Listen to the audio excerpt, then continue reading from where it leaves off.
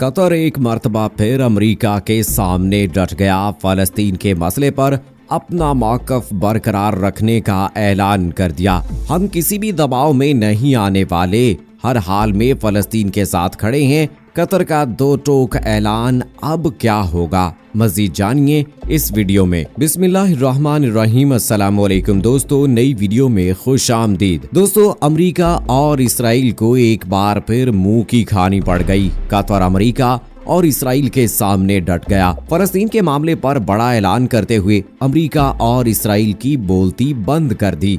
आखिर कतर ने अब की बार क्या ऐलान किया जिसने अमेरिका और इसराइल को बेचैन कर दिया?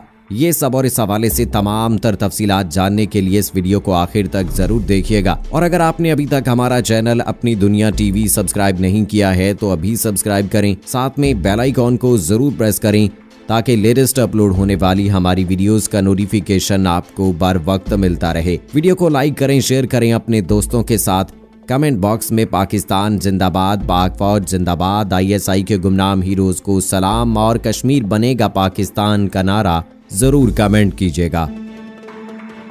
दोस्तों, आज से चंद रोज पहले व्हाइट हाउस में होने वाली एक तकरीब में UAE और बहरीन ने बाकायदा तौर पर इसराइल के साथ होने वाले मुआहदे पर दस्तखत कर दिए थे। दोनों ममालिक के नुमाइंदे खसूसी तौर पर इस मुआहदे पर दस्तखत करने के लिए व्हाइट हाउस पहुंचे, जहां इसराइली वजीर आजम और अमरीकी सदर समेत दीगर ममालिक के रहनुमा भी मौजूद थे। इस मुआहदे के बाद इसराइल को तस्लीम करने वाली अरब रियासतों की तादाद 4 हो गई है। इससे पहले 1979 में मिस्र और उर्दन 1994 में इसराइल को तस्लीम कर चुके हैं। इस मुआहदे के बाद अमरीकी सदर ने यह दावा किया था कि अभी तो ये शुरुआत है, आने वाले दिनों में इस तरह की मजीद खबरें भी सुनने को मिलती रहेंगी। अमरीकी सदर ने ऐलान किया था कि बहुत जल्द मजीद 5 से 6 ममालिक भी इसराइल को तस्लीम करने वाले हैं। अभी मैं उनका नाम तो नहीं बताऊंगा, लेकिन कुछ ही दिनों में आप खुद ही उनके नाम जान जाएंगे। दोस्तों, अमरीका के इस ऐलान के बाद इस बात का अंदाजा लगाया जा रहा था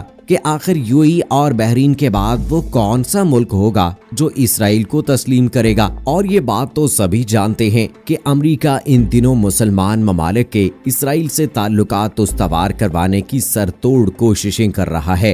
तो इस हवाले से सबसे ज्यादा गर्दिश करने वाले 2 नाम थे, जिनमें एक नाम ओमान का था जबकि दूसरा नाम कतर का था। ओमान ने तो बज़ाहिर फिलहाल ऐसा कोई ऐलान नहीं किया कि आया उसकी अमेरिका से इस हवाले से कोई बातचीत चल रही है या नहीं, लेकिन कतर ने मैदान में आते हुए अमेरिका की इस साजिश को बेनकाब कर दिया है। इत्तलात के मुताबिक खलीजी मुल्क कतर ने फलस्तीन के मसले पर अपना मौक़िफ़ बरकरार रखने का ऐलान कर दिया। कतरी वजारत खारजा के मुताबिक कतर के फलस्तीन से बरादराना ताल्लुकात खराब करने की कोशिश की जा रही है, लेकिन मसला फलस्तीन पर कतर का मौक़िफ़ बरकरार है। कतर का कहना है कि मसला फलस्तीन का हल सलामती कौंसिल की करारदादों और बैनुल अक़वामी कानून के तहत होना चाहिए। फलस्तीनी सरजमीन से इसराइली कब्जा खत्म होकर आजाद फलस्तीनी रियासत का कयाम हो। कतरी वजारत खारजा के मुताबिक आजाद फलस्तीनी रियासत का कयाम दारुल हुकूमत बैतुल मक़दस के साथ होना चाहिए और तमाम फलस्तीनी पनाह गुज़ीनों को वापस आने के हकूक हासिल होने चाहिए। वजारत खारजा का कहना है कि कतर फलस्तीनियों को उनके हकूक दिलवाने के लिए किसी कोशिश से गुरेज नहीं करेगा। दोस्तों, यहाँ आपको वाज़ेह करते चलें कि कतर ने इसराइल को अब तक तस्लीम नहीं किया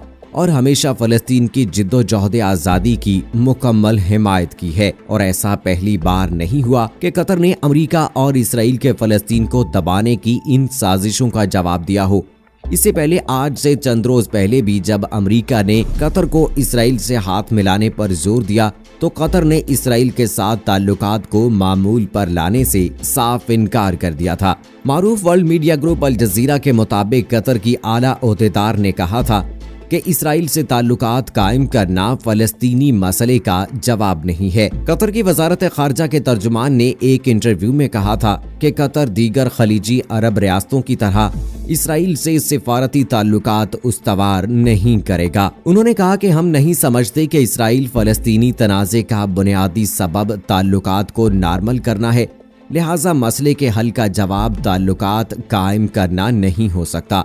तर्जुमान ने कहा कि तनाज़े की असल वजह फलस्तीनियों की सख्त हालात हैं, जो कि बगैर मुल्क के रह रहे हैं, जो कि ज़ेरे कब्जा जिंदगी गुजार रहे हैं। दोस्तों, कतर ने अपने इस ऐलान से एक बात वाज़ेह कर दी है कि वो किसी भी सूरत इसराइल से हाथ नहीं मिलाएगा। कतर ने अपने इस बयान से अमेरिका को भी ये बावर करवा दिया है कि वो बाकी ममालिक को तो अपने झांसे में फंसा सकता है, मगर कतर इसकी बातों में आकर इसराइल को तस्लीम नहीं करेगा। तो दोस्तों, अब इस हवाले से देखना ये बाकी है कि आखिर अमेरिका और इसराइल का कतर के इस दो टोक मौक़िफ़ पर क्या रद्द-ए-अमल सामने आता है। वहीं दूसरी जानिब आपको ये भी बताते चलें कि कतर के अलावा रूस ने भी मसला फ़लस्तीन हल किए बगैर मशरिक़ वुस्ता में अमन नामुमकिन करार दिया था। रूसी वज़ारत ख़ारिजा की जानिब से जारी बयान में कहा गया था कि फ़लस्तीन का मसला हल किए बगैर मशरिक़ वुस्ता में अमन की सोच एक गलती होगी। रूसी वज़ारत ख़ारिजा की जानिब से ये बयान इसराइल, मुत्तहिदा अरब अमारात और बहरीन के दरमियान ताल्लुकात की बहाली के मुआहदे के रद्द-ए-अमल में सामने आया था। वज़ारत ख़ारिजा का कहना था कि ये सोचना गलत होगा कि मसला फ़लस्तीन का हल तलाश किए बगैर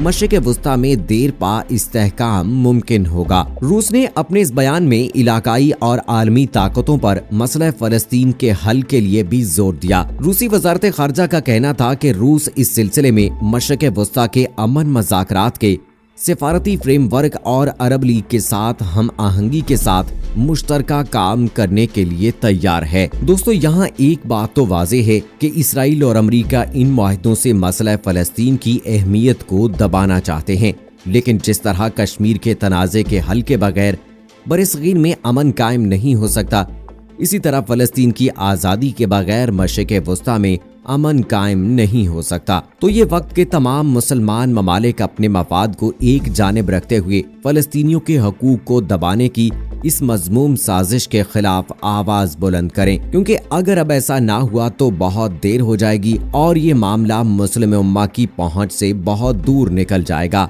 लेकिन क्या तमाम मुसलमान ममालिक मसला फ़लस्तीन पर यकजा होकर इन दुश्मन कुव्वतों के खिलाफ आवाज़ बुलंद करेंगे? अब ये तो आने वाला वक्त ही बताएगा। लेकिन दोस्तों, जिस तरह से इसराइल की साजिशें चल रही हैं, अमेरिका की साजिशें चल रही हैं, यहाँ पर मुसलमानों का मुत्तहिद होना काफ़ी मुश्किल नज़र आ रहा है, क्योंकि जिस तरह से बहरीन और मुत्तहिदा अरब अमारात ने मुआहदे कर लिए हैं, हो सकता है कि आइंदा आने वाले वक्त में जिस तरह से सदर डोनाल्ड ट्रंप ने दावे किए हैं कि 5 से 6 ममालिक और हैं जो इस इत्तेहाद का हिस्सा बनने जा रहे हैं, अब अगर उनका ये दावा सच साबित होता है तो मुसलमान ममालिक के लिए और फ़लस्तीन के लिए मसाइल मज़ीद बढ़ जाएंगे। दोस्तों, इस हवाले से आपकी क्या राय है? कमेंट बॉक्स में हमें ज़रूर बताइएगा। अगली वीडियो तक मुझे इजाज़त दीजिए। फ़ी अमानिल्लाह।